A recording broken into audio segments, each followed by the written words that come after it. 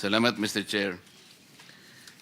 I was a little bit excited this morning, Mr. Chair, nung makita ko yung 7th public hearing dahil nakita ko dun sa witnesses and resource persons. Yung new invitees is Congressman Ferdinand Martin Romualdez Sr. Only to be disappointed na hindi ko po siya nakita ngayon. And I also note, Mr. Chair, na ginamit po niyong basis, yung sulat po sa inyo ni Speaker Faustino Bojidi. Mr. Chair, hindi ko po masyadong makuha ang ibig sabihin ni Speaker Boji ng ito ang ginamit nila na para hindi padaluhin ang mga miyembro ng House of Representatives, subjecting them to a simultaneous legislative inquiry on the identical subject could potentially prejudice the findings of the ICI. Pasensya na po, Mr. Chair, pero hindi ko po talaga maintindihan yun. How can the findings of the ICI be prejudiced by their presence here? As a matter of fact, kahit na identical pa ito, ang atin pong mandate is in aid of legislation, and the ICI, I don't know what is their mandate. So hindi po siya siguro justification. As I said, I was excited, pero ngayon po, kasi mas maganda sana kung nandito siya. It could have been more substantial sana. Having said that, Mr. Chair, siguro, isang araw na-process na natin ito kung ano ang dapat gawin talaga sa mga invitees na to. More particularly, the members of the House of Representatives that were initially mentioned at some point in several testimonies of the respondents that were invited by this committee. May I now proceed, Mr. Chair, to Engineer Bernardo. Kagaya po ng napansin sa pagtatanong ni Senator Kiko, ako din ay ganun din ang aking observation. Merong bahagi ng iyong salaysay na talaga namang very, very descriptive, talagang even the minutest detail. Ito'y mapapatotohanan sa dami ng mga pahina at mga saknong na binanggit mo. Kung halimbawa pag-uusapan, Senator Jingo Estrada, Senator Ramon Rebillan, talagang, kumbaga sa comics, wala ka nang hihilingin pa. Nandun na lahat. Pero pagdating sa bahagi ng mga congressmen or congresswoman, tipid na tipid ka. Halimbawa, yung Congressman Saldico, wala ka man lang sinabi tungkol sa magkano ang hiningi, ilang projects ang napunta rito, ilang porsyento. Kung paano mo dinescribe yung mga naunang senador na binanggit mo, iniisip namin ni Senator Kiko na dapat ganun din sana. Sa ganung paraan, makikita mo talagang walang pinagtatakpan, malinaw na ibahagi mo talaga, nalalaman mo. Lalong-lalo na sa'yo, naintindihan ko sa tagal ng iyong paglilingkod sa DPWH, ikaw ay sagana na sa karamihan ng eksperyensya at pakikipag-ugnayan sa maraming tao, kaugnay ng iyong trabaho. Ito po, Mr. Chair, litaw na litaw, binanggit tatlong congressman and congresswomen dito. Talaga pong napakatipid po ninyo. Sa makatwid, dito lang po ay kung ako ihahatol dito,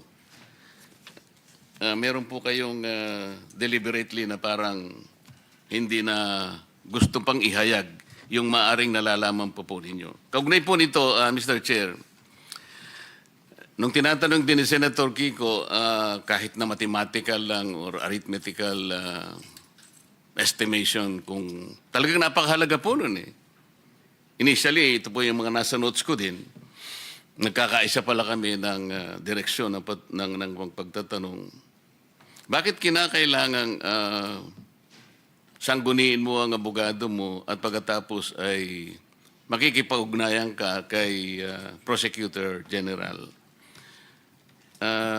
First of all, Mr. Chair, I want to know if the Prosecutor General was invited in this meeting. May I respond, sir?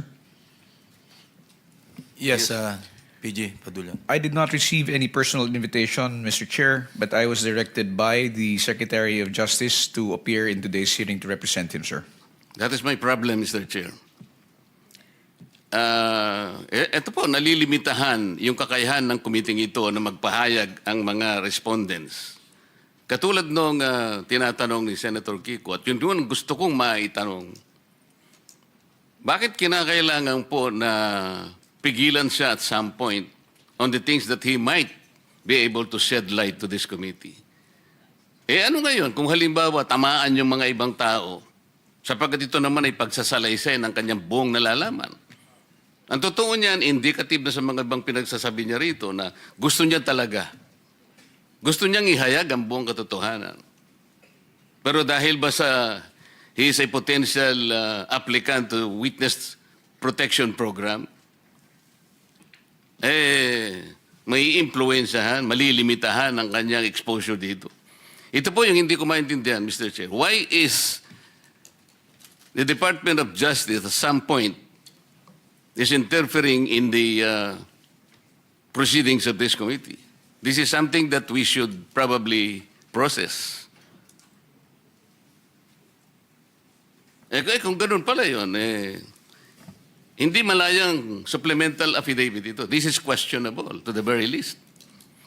Ang sabi mo rito, Engineer Bernardo, statements of facts applicable to all. Sa Tagalog, pagsasalaysay na applicable sa lahat. Tama. Hindi kita narinig. Sorry po, Mr. Chair. Yes po, Mr. Chair. Okay. Kung ito'y pagsasalaysay ng applicable sa lahat, katulad ng binabanggit mo sa paragraph 9, I can confirm based on my personal knowledge that in some form or another or in various extents, most proponents have their own designated contractors who will take on the projects for the former's benefit and advantage. Sometimes other proponents would request me to suggest contractors for them who are known to me or referred to me by friends and other personalities. These are situations that national and local elected politicians would request me to source projects for them. Di dapat ihayag mo rin lahat. The problem is, there is a prosecutor general who is not very interested in prosecuting people.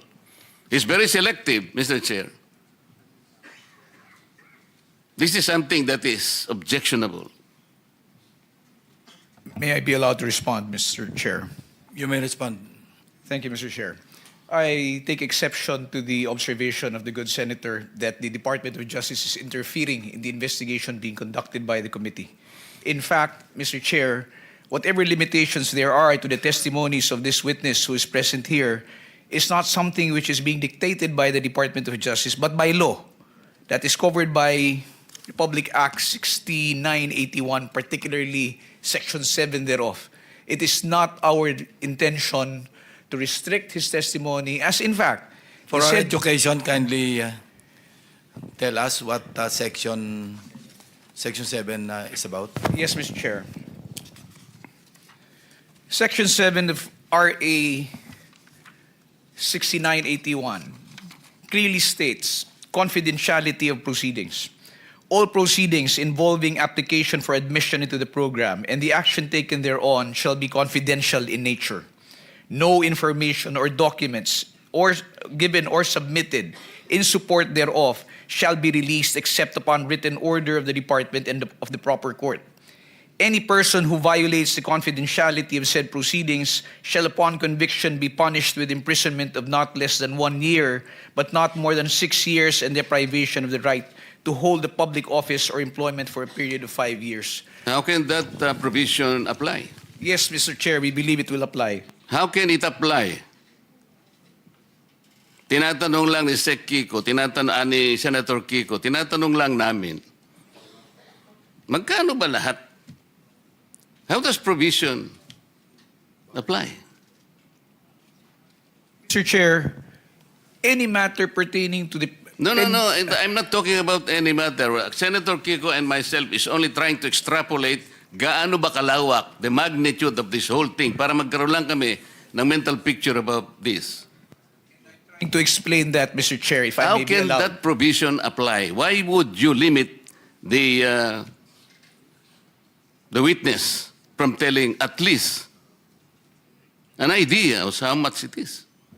Mr. Chair, in the earlier proceedings, the question asked by Senator Pangilinan was already addressed by this representation when we said that the witness may openly give a mathematical computation of what is based in the affidavit. There was no restriction given by the Department of Justice. I think that is on record, Mr. Chair. Okay, why are you intervening? Of the provisions of the law on confidentiality, sir, that is why it was referred to us. It was referred to us by the witness because he has The a matter of memorandum of giving us an agreement. estimate is a confidential matter? No, precisely, Mr. Chair. That is the reason why we had already acceded to the request of Senator Pangilinan. Mr. Chair, With the permission of Senator Just a Marcoleta. point of information for our colleagues. Yes, actually, I precisely pointed out that it's already a public document that was submitted to us, and all that Mr. Bernardo would do is to make a mathematical computation of, or an estimate, diba? A ballpark figure of the amounts that may have been, total amounts that may have been involved, based solely, no, and within the confines of the affidavit, and therefore I was satisfied. But yes, and the DOJ said they will submit. They have allowed, or they will be submitting, or they have agreed that Mr. Bernardo, their witness, will be submitting and address my request.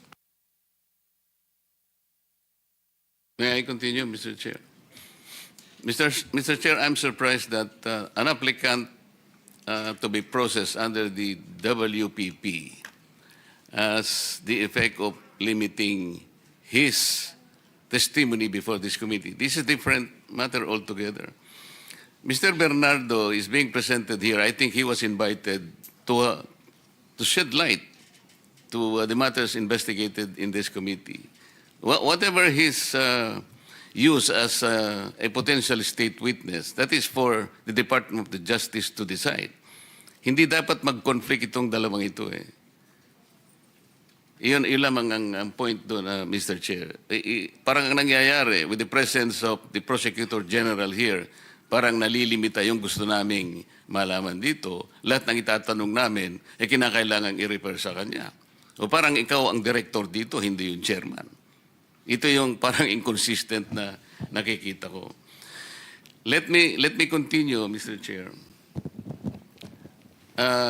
Engineer Bernardo, hindi lamang ikaw, kundi kahit na si Engineer Alcantara or even Bryce Hernandez and others, palaging binabanggit ang pangalan ni Saldico. Pati yung halaga ng pera, pati mga litrato ng pera na ito ibibigay kay Saldico, ito yung para kay Saldico. And for that matter, even the last witness presented before we adjourned, Orly Gutesa, connected also Saldico. Talagang maraming nagsasabi na talagay siya yung nasa center nito. And Gutesa did more. He connected the dots between Saldico and Martin Romualdez. Ang kinalulungkot ko dito, Engineer Bernardo, napakatipid nung pagkakalahad mo ng salaysay tungkol kay Saldico. Samantalang kay Engineer Alcantara, magkano na yun? 5 billion ang projects. At tinanong ka pa nga ni Engineer Bernardo, mahusay bang kausap si Engineer Alcantara? Mahusay naman po. Ang sabi ng chairman, tinanong ka, ano ibig sabihin ng mahusay kang kausap? Madali ka at saka honest kang mag-deliver ng, yun, di ba ganun? Yes, Your Honor po. Ayun nga po, bakit sa ganung exposure ni Saldico sa lahat ng transaction na pinag-uusapan natin dito, bakit wala ka man lang ng pension na konting detalye, Engineer Bernardo? Mr. Chair, binanggit ko na po nung umpisa na wala po akong personal knowledge sa transaksyon nila. Sa totoo lamang po, sila po ang kausap ni Zaldico. Hindi po ako tungkol sa proyekto. Wala po kaming pinag-usapan ni Zaldico except for some projects po na pinapalo up lang nila for implementation. Pero yung ang sasabihin niyo po ay tungkol po sa mga porsyento or whatever, sila po ang nag-uusap dun. Hindi po ako, Mr. Chair. Nagre-report naman sa iyo si Engineer Alcantara, hindi ba? Nabanggit po niya, minsan nagdi-deliver siya, ganun, pero hindi po yung detalyado. I even don't know the projects that were being downloaded to by Zaldico. We'll give you additional 2 minutes, Senator Marcoleta, because your time is up. But you Wala na ba? we'll give you additional 2 minutes. Go ahead to pursue your point. Salamat, Mr. Chair. Okay lang.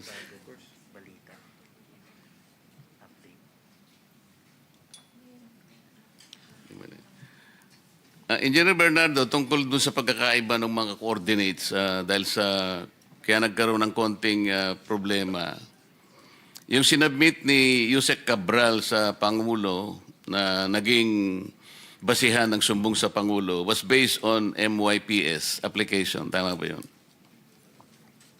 Mr. Chair, as far as I can recall, meron pong MYPS na balita ko po noon. Yun po yung, Mr. Chair, may I remind the Honorable Committee that during that time that there was a submission of those reports, I was no longer active in the DPWH because I was then on leave before the submission, I think, or retired na po ako after that. So, hindi ko po masyadong but I have talked to my people doon po dati na nalaman ko po na MIPS po ang kanyang sinubmit sa Pangulo, doon po sa sumbong sa Pangulo. Yun lamang po ang binanggit sa akin. So, na-validate mo rin naman na-validate mo naman na base sa pagtatanong mo sa mga dati mong kasama sa DPWH nang talagang na-submit niyang application sa opisina ng Pangulo ay yung MYPS. Yun po ang sinabi nila, Mr. Chair. At ang totoo, dapat na isinabmit niya yung MPCA. Ano yun? PCMA, but PCMA, na ito yung, kung tutuusin mo, ito yung mas accurate sana. with the Survey 1, 2, 3 coordinates po. Yes, yung Survey 1, 2, 3, kapag sinama mo sa MPCA, mas lalong katanggap-tanggap yung magiging coordinates ng bawat project. Tama? Ayun po, as far as I know, yes, Mr. Chair, yun po yun. Yung allocable na binabanggit kanina, na talaga namang yun, pang-alok talaga yun. Ito'y inamin. Alam ito ni General Alcantara, nung tinatanong ko si former Secretary Bunoan, katabi pa niya si Yusek Cabral, inamin nila yung allocable ay inaalok talaga sa mga congressmen kasi doon nagsisimula yung deliberation. At noon ay sinabi nga na yung allocable ay nasa 350 billion kagad yun, given the number of the members of the House of Representatives. Over and above that, papasok yung leadership na another 100 billion. Kaya yun lang, 450 na. Pagpasok ng unprogrammed, another 150 billion. At katapos-tapusan nito, ito na yung bicameral na another 400 billion pesos.